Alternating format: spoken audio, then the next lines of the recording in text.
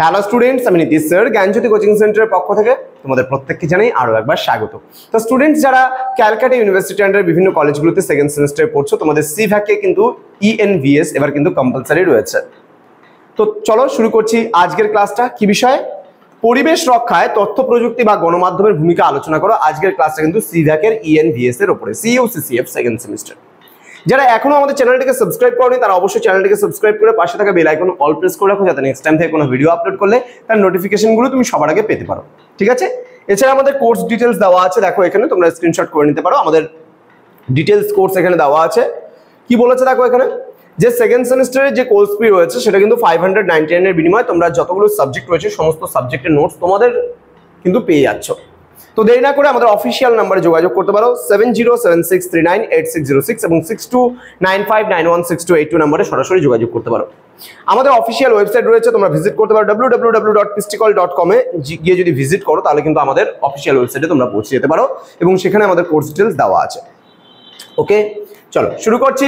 কি বলছে দেখো আজকের বিষয়টা, তথ্য প্রযুক্তি, যেটাকে আমরা বলছি পরিবেশ রক্ষায় বা পরিবেশ শিক্ষায় তথ্য প্রযুক্তি এবং গণমাধ্যমের কি ভূমিকা রয়েছে, মানে মিডিয়ার কি ভূমিকা রয়েছে সেটা আমরা জেনে নেব। বলছে পরিবেশ শিক্ষা আধুনিক বিশ্বে এক অপরিহার্য কিন্তু বিষয় এবং এই শিক্ষাকে বৃহত্তর জনগোষ্ঠীর কাছে কিন্তু পৌঁছে দিতে তথ্য প্রযুক্তি এবং গণমাধ্যম গুরুত্বপূর্ণ ভূমিকাও কিন্তু পালন করছে। এই দুইয়ের সম্মিলিত প্রচেষ্টায় পরিবেশের সচেতনতা বৃদ্ধি, তথ্য বিনিময় এবং কার্যকরী পদক্ষেপ গ্রহণে কিন্তু মানুষ উৎসাহিত হচ্ছে দিনের পর দিন। ক্লিয়ার? ওকে, নেক্সট কি বলছে, তথ্য প্রযুক্তির কি ভূমিকা রয়েছে সেটা আমরা একটু জেনে নেব। তথ্য প্রযুক্তির কি ভূমিকা রয়েছে দেখো। কি বলছে, তথ্য প্রযুক্তি পরিবেশ শিক্ষাকে আরো সহজলভ্য, আকর্ষণীয় এবং কার্যকরী করে তুলছে। ইন্টারনেটের মাধ্যমে বিভিন্ন পরিবেশগত ডেটা, বৈজ্ঞানিক গবেষণা এবং বিশেষজ্ঞ মতামত সহজেই কিন্তু পাওয়া যায়। অনলাইন প্ল্যাটফর্ম যেমন ওয়েবসাইট, ব্লগ এবং শিক্ষামূলক অ্যাপস যেগুলো রয়েছে, বিভিন্ন শিক্ষামূলক অ্যাপ্লিকেশন যেগুলো রয়েছে আমরা বলি, তো পরিবেশ সংক্রান্ত বিভিন্ন কোর্স, সিমুলেশন এবং ভার্চুয়াল ট্যুরের সুযোগও কিন্তু করে দেয়। এর ফলে শিক্ষার্থীরা বাস্তবতার কাছাকাছি থেকে পরিবেশগত প্রক্রিয়াগুলি সম্পর্কে জানতে পারে। উদাহরণস্বরূপ আমরা বলতে পারি জলবায়ুর পরিবর্তনের মডেল, দূষণের মাত্রা নিরীক্ষণ এবং জীববৈচিত্র্যের মানচিত্র ইত্যাদি ডিজিটাল টুল ব্যবহারে সহজেই কিন্তু সেগুলো বোঝা যেতে পারে। ওকে, এছাড়াও সোশ্যাল মিডিয়া প্ল্যাটফর্মগুলো পরিবেশগত প্রচারাভিযান এবং আন্দোলনগুলিকে বিশ্বব্যাপী ছড়িয়ে দিতে সাহায্য করে।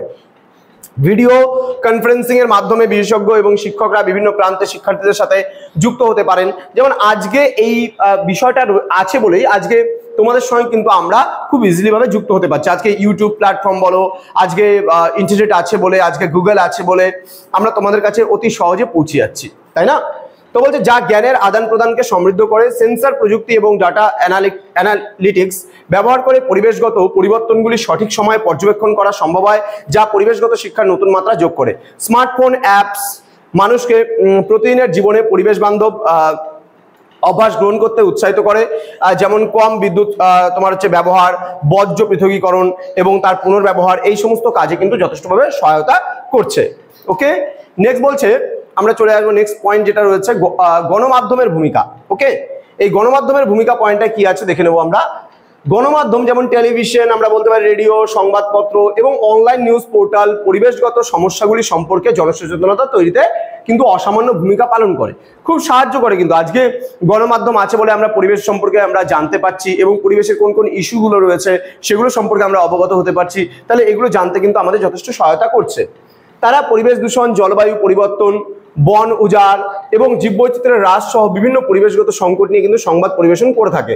তথ্যচিত্র, টক শো এবং ফিচার রিপোর্টের মাধ্যমে গণমাধ্যম এই সমস্যাগুলির গভীরতা এবং এর সম্ভাব্য পরিণতি সম্পর্কে মানুষকে কিন্তু অবগত করতে পারে আগে থেকেই। আজকে রিসেন্ট উত্তর কাশীতে দেখবে যে একটা ধস নামলো এবং তোমরা দেখতে পেয়েছিলে গত বছর কেদারনাথে যে বিপর্যয়টা হলো। তো এগুলো পরিবেশ কতটা মারাত্মক হতে পারে যদি আজকে আমরা পরিবেশকে নিয়ে ছেড়খানি করি, তাহলে কালকে পরিবেশ কিন্তু আমাদের নিয়ে ছেড়খানি করবে। তাহলে এটা কিন্তু আমাদের বুঝতে হবে, তাই না? তাহলে আজকে এই গণমাধ্যমগুলো আছে বলেই আমরা কিন্তু বিভিন্ন প্রান্তের খবরাখবরগুলো আমরা খুব ইজিলি ভাবে ঘরে বসেই পেতে পারছি। তো বলছে গণমাধ্যম কেবলমাত্র সমস্যা তুলে ধরে না, বরং সমাধানের পথও কিন্তু নির্দেশ করে দেয়।